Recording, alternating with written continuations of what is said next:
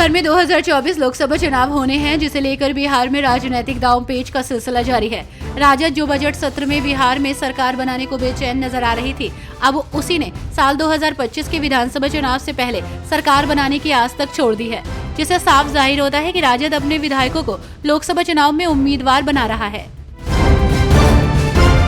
लोकसभा चुनाव में जुटी कांग्रेस की मुश्किलें कम होने का नाम नहीं ले रही हैं। जी हां, दिल्ली हाई कोर्ट से झटका लगने के बाद अब आयकर विभाग ने कांग्रेस की टेंशन बढ़ा दी है। आईटी विभाग ने कांग्रेस को 1700 करोड़ रुपए का डिमांड नोटिस जारी किया है। इस नोटिस के मुताबिक कांग्रेस से 2017-18 से 2020-21 के लिए ये राशि टैक्स के तौर पर जुर्माना और ब्याज के साथ मांगी गई है। 2024 लोकसभा चुनाव को लेकर सभी राजनीतिक पार्टियां अपनी अपनी तैयारियों में जुटी हुई है। इस बीच बिहार में महागठबंधन में शामिल दलों के बीच सीटों के बंटवारे का ऐलान कर दिया गया है, जिसके तहत लालू प्रसाद यादव के नेतृत्व वाले राष्ट्रीय जनता दल को 26 सीटें मिली हैं और कांग्रेस पार्टी को 9 सीटें मिली हैं। तो वहीं इसके अलावा वाम दलों को 5 सीटों पर ही संतोष करना पड़ा। इलेक्ट्रॉनिक वोटिंग मशीन यानी कि ईवीएम पर बटन दबाने के बाद किस प्रत्याशी को वोट किया गया है, जिसका रिजल्ट मतदाता voter verification paper audit trail यानी कि वीवीपैट मशीन पर तुरंत देखा जा सकता है।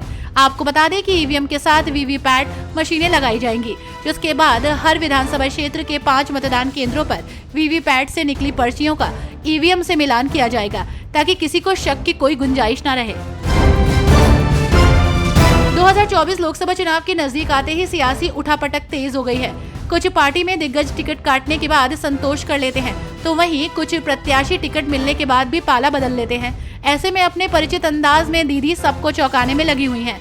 जहां बरेली के राजनीतिक बाजार में 9वीं बार घूमने की तैयारी में जुटे रुहेलखंड के वरिष्ठ और बुजुर्ग नेता संतोष कुमार गंगवार जो नई उम्मीदें सहेजने में लगे हैं। लोकतंत्र में हर किसी को चुनाव लड़ने की इजाजत होती है, मगर चुनावी मैदान में सफलता पाने के लिए कड़ी मेहनत भी करनी होती है।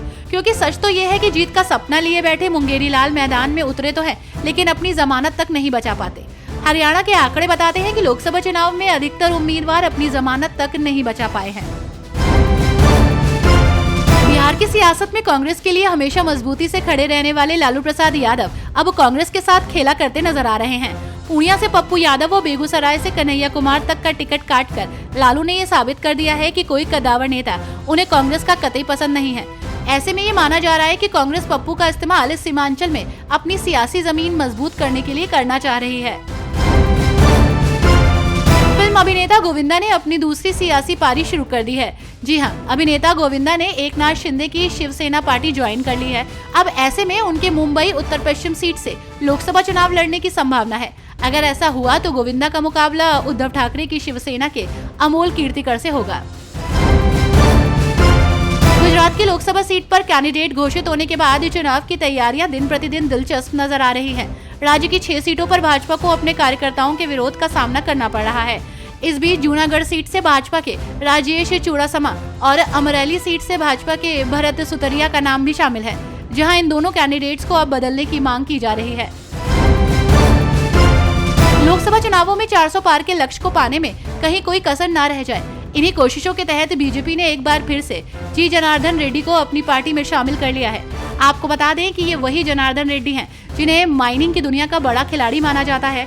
तो वहीं इनका नाम भारत में लौह अयस्क के सबसे बड़े अवैध खनन घोटाले से भी जोड़ा जाता है।